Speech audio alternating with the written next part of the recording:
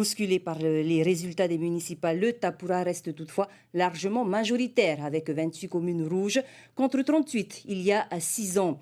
Dans la perspective des sénatoriales, le Tapura pourrait se retrouver face à un nouveau parti issu d'une stratégie d'alliance initiée par Gaston Floss, une partie qui s'annoncerait plus serrée que prévu. Esther Kudeo et Naya Binet. Aroué pour l'alliance menée par Teura Iriti, Paella pour celle d'Anthony Géros, les victoires des numéros 2 pour chaque groupe d'opposition sur des fiefs autonomistes montrent que les fusions pèsent dans la bataille. Le parti Orange compte désormais 7 communes contre 4 pour le Tavini, soit de grands électeurs gagnés dans la perspective des sénatoriales le 27 septembre. Face au Tapura, ils auront du mal à décrocher l'un des 2 postes sans un nouveau jeu d'alliance. Mais on verra très rapidement les premiers, on va dire, résultats pour les sénatoriales. Parce que les 3 mois vont passer à toute vitesse, c'est dans 3 mois.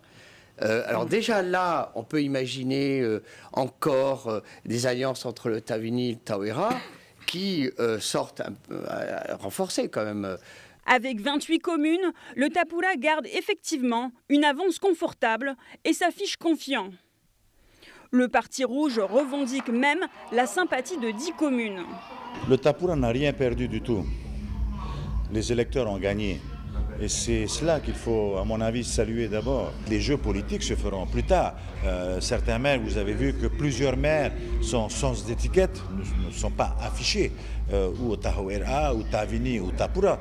Moi, je leur laisse le temps de se prononcer et on verra plus tard dans les échanges que nous aurons où est-ce qu'ils se positionneront et en particulier pour la prochaine échéance qui arrive au mois de septembre.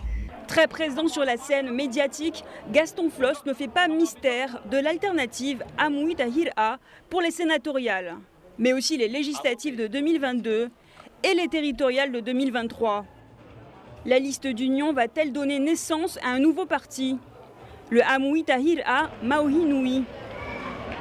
Oui, bon, ça je crois que c'est un secret de polichinelle.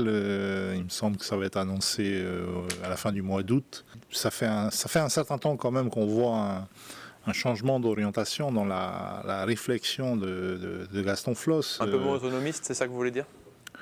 Il a clairement fustigé même de manière plus violente que nous le statut d'autonomie dont il est le géniteur. Ce ne serait pas la première fois que le Tavini et le Tauera s'associent pour cette échéance. Dans cette course, le Tapura démarre donc avec un peu moins d'avance qu'en 2015.